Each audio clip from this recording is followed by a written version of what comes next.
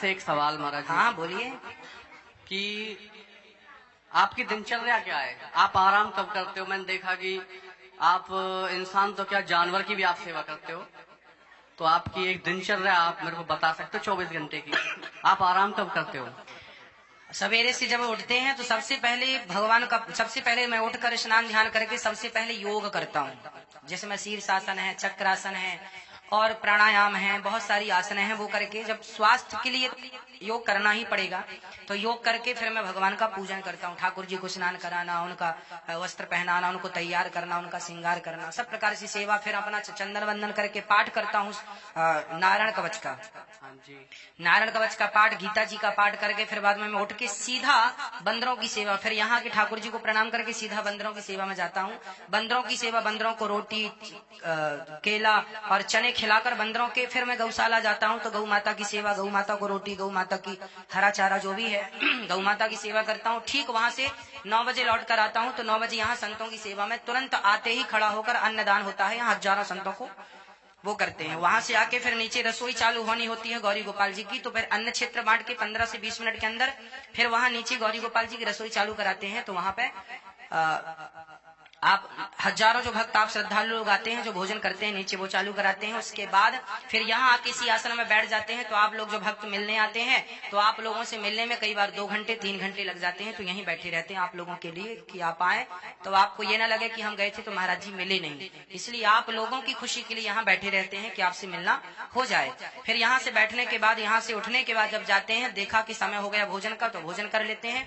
भोजन करने के बाद थोड़ा सा अध्ययन करते हैं, यदि समय है तो, नहीं तो तुरंत यहाँ से बुलावा जाता है कि नीचे भक्त खड़े हैं, तो तुरंत भोजन करके नीचे आ जाते हैं और आपसे मिलते हैं। इस मिलने में लगभग 1:30 बज जाता है। 1:30 बजे जाते हैं, तुरंत स्नान करते हैं। स्नान करने के बाद तैयार होते हैं, ठाकुर जी का ध्यान करके तुरंत कथा में पहुंच जाते हैं। 2:30 बजे से कथा, 6 बजे के बाद वहां से उठते हैं। कथा से उठने के बाद सीधा ऊपर जाकर के 2 गिलास पानी पीते हैं या दूध पीते हैं और उसके बाद सीधा दूध या जल लेकर के सीधे आपसे मिलने नीचे 6 बजे, 6:15 बजे के लगभग यहाँ आ जाते हैं, आपसे मिलते हैं।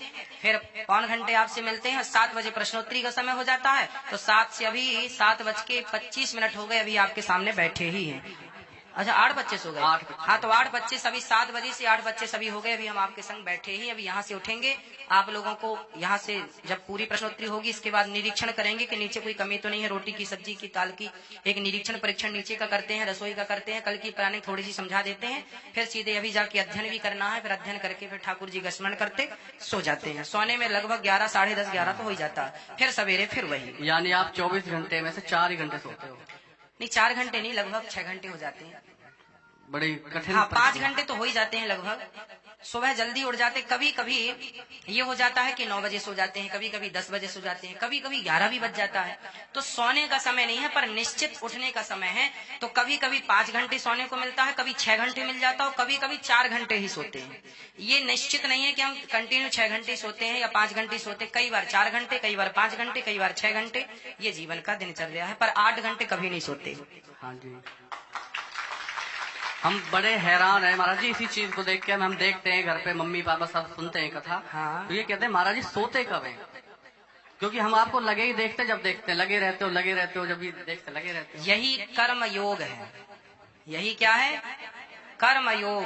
कर्म हम कर रहे हैं और कर्म को क्यों कर रहे हैं? क्योंकि उस कर्म को हमने भगवान से जोड़ा कि ये सारा कर्म भगवान के लिए है, तो वही कर्म योग है और वही भक्ति योग भी है। तो हमारा तो कर्म और भक्ति एक ही है।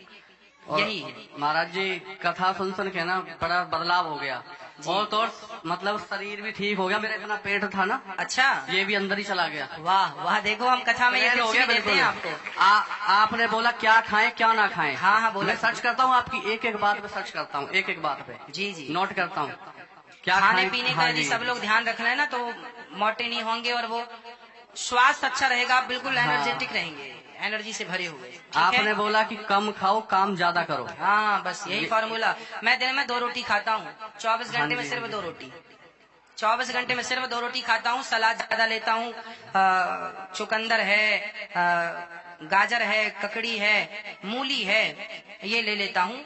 और इसके साथ साथ सब्जी दाल ज्यादा ले लेता हूँ, थोड़ा सा मटर इत्यादि। अभी सीजन है ना मटर का हरा, तो ये मटर ले लेते हैं। 2 रोटी से मैं तीसरी रोटी नहीं खाता, बहुत भूख लगती है, शाम को तो मैं खाते नहीं, अभी जाऊंगा दूध पीऊंगा सो जाऊंगा, तो रात्रि का भोजन नहीं। किसी डॉक्टर पे इलाज नहीं पाया गुरुजी, आपने पेट घुसा दिया अंदर को, सही कर दिया। तो हमारी जो बातें हैं वो दिया। शास्त्रोक्त बातें हैं, बिल्कुल सटीक हैं, आप करेंगे तो बदलाव होगा।